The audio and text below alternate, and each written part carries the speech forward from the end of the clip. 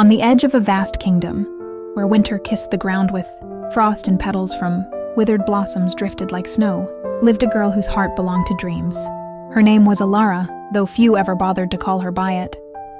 To her stepmother and stepsisters, she was simply the servant girl, a shadow in her own home, a ghost of her late mother's memory.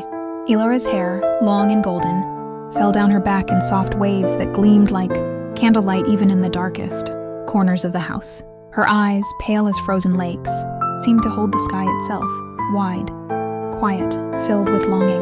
But no matter how striking her beauty was, it was always hidden beneath plain dresses and the dust of endless chores. Her stepsisters, in contrast, demanded the finest fabrics, gowns embroidered with jewels, and cosmetics that masked their envy behind painted smiles. One was tall and thin, with sharp features and eyes that glittered with arrogance. The other was shorter, rounder, her face flushed with the smugness of indulgence. Both shared the same cruel laughter, which often echoed through the halls when they mocked Alara. Their mother, the lady of the house, wore her pride like a crown. Cold and ambitious, her voice carried the weight of authority, and her dark gown swept through the rooms like storm clouds. She had no love for Alara, no tenderness for the girl her husband had once cherished. To her, Alara was nothing more than a burden, a reminder of what she could never control. And so Alara's days were filled with silence and servitude. She polished floors until her knees ached, washed linens until her hands were raw, and cooked feasts she never tasted. Yet when the night came, she would steal away to the attic window, gaze at the stars, and whisper to the moon of the life she longed for. It was during one such evening that news swept through the kingdom like wildfire. The royal family had announced a grand ball at the palace, a celebration where the crown prince would choose his bride. The town erupted with excitement. Dresses were ordered, jewels polished, and dreams of fortune filled every home. Alara's stepsisters were no exception. They shrieked with delight, already imagining themselves draped on the prince's arm. They forced Alara to stitch their gowns, lace their corsets, and polish their shoes until they shone like mirrors. "Be careful, you clumsy thing," the elder sister hissed as Alara pricked her finger on a stubborn thread. "If you ruin my gown, you'll pay for it with a week of extra chores." The younger sister smirked, tossing her curled hair, as if a girl like you would ever see the inside of a palace. Their words cut deep, but Alara stayed silent. Deep in her heart, however, a flame flickered. Not of envy, but of longing. For once, she wanted to step beyond the shadows, to feel what it was like to live instead of merely surviving. The night of the ball arrived. The house was alive with chaos as the stepsisters shrieked for ribbons, jewels, and finishing touches. Alara helped them into their gowns. One a deep crimson trimmed with black lace, the other a garish violet that shimmered with sequins. They powdered their faces and painted their lips, declaring themselves the most beautiful women in the land. Their mother entered, regal in a gown of dark green velvet. Her sharp gaze fell on Alara, standing quietly in her plain dress, her hands still stained from scrubbing the floors. "You will remain here," she commanded coldly. "The palace is no place for the likes of you. Dreams are for daughters of worth, not for a girl who reeks of ashes." The carriage wheels rumbled, and in a flurry of perfume and laughter, they vanished into the night. Alara stood at the doorway, her heart aching as the echo of their departure faded. She sank to her knees, her golden hair falling forward to veil her face, and tears spilled onto the stone floor. "Why must it always be this way?" she whispered to the stars. "Why must I always be left behind?" It was then that the air seemed to shift. The wind carried a soft melody, and the night itself seemed to listen. From the shadows, a figure emerged, a woman cloaked in silver, her presence glowing as though the moon had taken human form. "Alara," the woman spoke, her voice like the hush of falling snow. "Do not weep. Tonight your fate will change." Alara lifted her tear-stained face, her ice-blue eyes wide. Who are you?" "Call me your guardian." "Child," the woman said with a smile both tender and mysterious, "I have watched you suffer, watched you dream, and now the time has come for those dreams to breathe." With a wave of her hand, the cold air shimmered, and before Alara's astonished gaze, a gown appeared. It was unlike anything she had ever seen, white as starlight, yet glowing with a faint blue radiance, as if woven from the very essence of the moon. Tiny crystals sparkled across its layers like frost on petals, and the bodice hugged her slender form with elegance meant for royalty. Her shoes, delicate as glass, gleamed at her feet, each step catching the light like prisms of ice.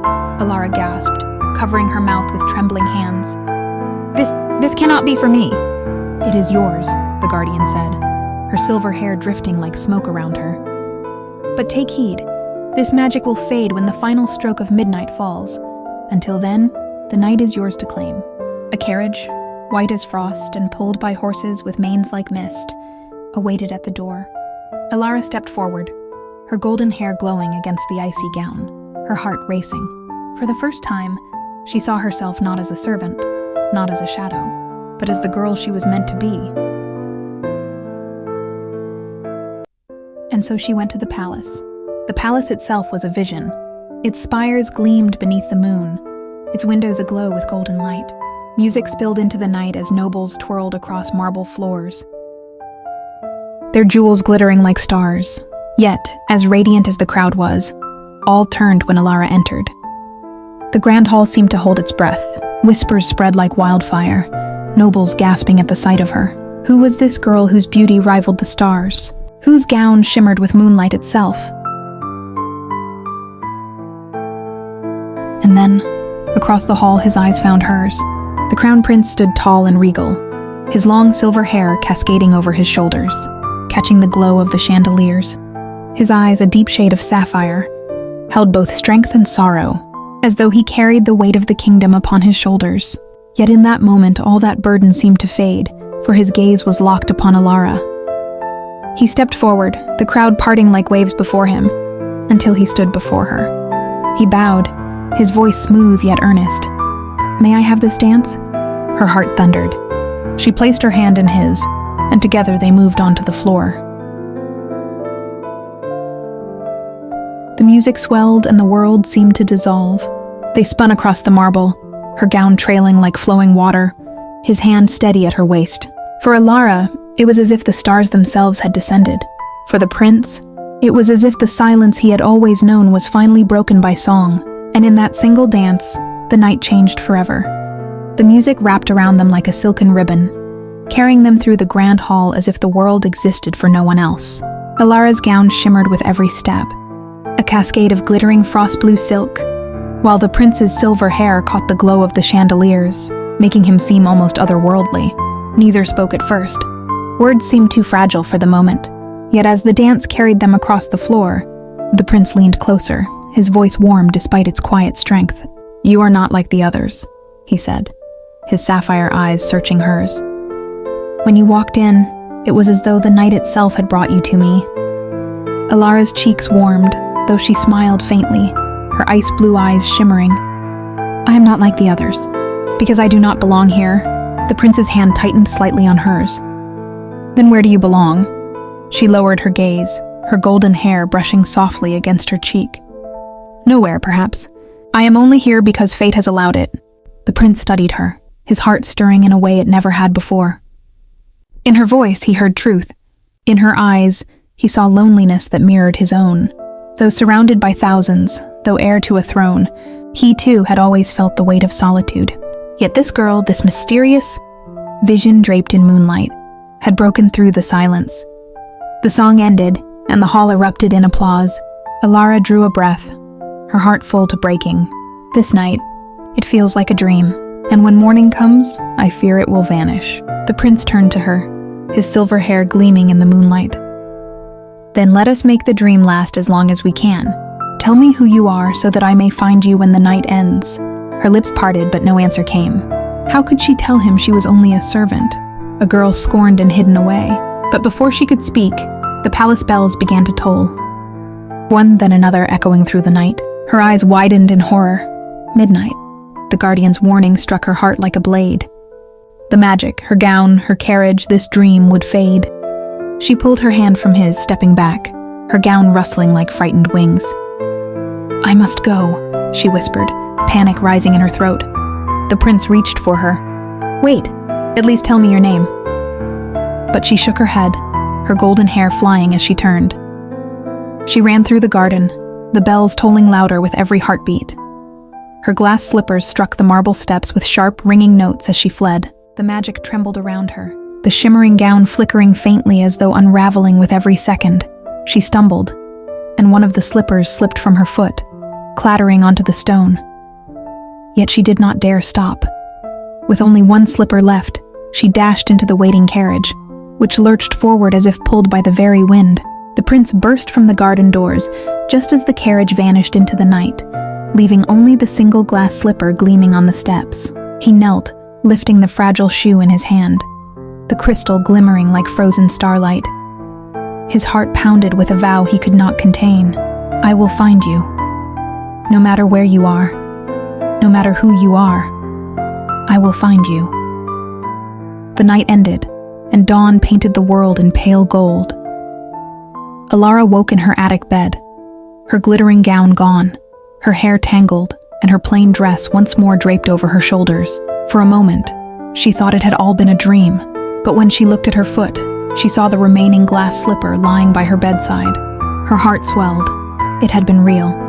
Yet the cruel reality of her home soon returned. Her stepmother and stepsisters burst into the house, shrieking with gossip from the ball. "The prince was bewitched," the elder sister cried.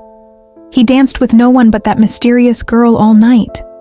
"And then she fled," the younger added, her voice thick with envy. "But no matter, we will soon forget her."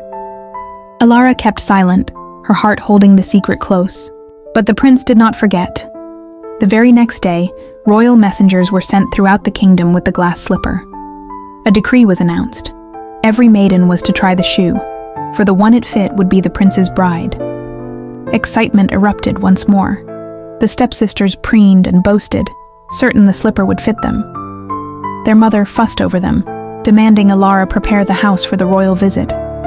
When the day came, the prince himself rode with the knights, unwilling to trust the search to others.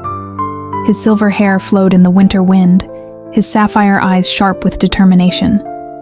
The slipper rested in a velvet-lined box, as fragile as his hope. At last, the prince arrived at Alara's home. The stepsisters rushed forward, their gowns stretched tight as they forced their feet into the delicate shoe. One grimaced as her toes curled painfully. The other shoved until the glass bit her skin. But no matter how they strained, the slipper would not fit. "Perhaps it has shrunk," the elder protested. "Perhaps it was made poorly," the younger cried. The prince's gaze, however, had drifted. Across the room near the shadows he saw her, the quiet girl with golden hair falling in waves, her plain dress unable to conceal the grace in her figure, her ice-blue eyes lowered in humility, yet glowing with something he had seen before, something unforgettable. His heart struck like a bell. "You," he said softly. "Come forward." The stepmother stiffened, her face paling. "Your Highness, she is no one of importance. Merely a servant." But the prince's voice carried the weight of command. Alara stepped forward, her hands trembling, her heart racing. She sat, and the knight knelt, holding the glass shoe. With breathless silence, she slid her foot inside. It fit as though it had always belonged. Gasps filled the room. The stepsisters cried out in protest. Their painted faces twisted with disbelief. The stepmother staggered back, her pride collapsing like shattered glass. The prince smiled, kneeling before Alara, his silver hair brushing her knees as he lifted his gaze to hers. "You are the one," he said, his voice breaking with relief. "The one the night delivered to me. The one I will never let slip away again." Tears welled in her eyes as she whispered, "I feared you would not find me." "I would have searched the world," he replied, taking her hand, "even if it took my last breath." The knights bowed, and the house filled with the glow of a fate long delayed. The wedding was held beneath the winter sky, where snow mingled with falling petals, and lanterns glowed like 1,000 captured stars. Alara's gown was even more breathtaking than before, a white and glittering blue masterpiece that shimmered like the northern lights. Her golden hair was crowned with jewels that sparkled like dew, and her ice-blue eyes shone with the peace of dreams fulfilled. The prince stood at her side, his silver hair gleaming, his sapphire eyes softened with joy as he vowed his life to hers. And as they joined hands, the kingdom rejoiced, for the lonely prince had found his heart, and the girl who had lived in shadows had stepped into the light. Together, beneath the falling snow and the drifting petals, they began their story, one not of sorrow, but of love that had conquered silence. And so the glass slippers, once symbols of fragility, became emblems of destiny.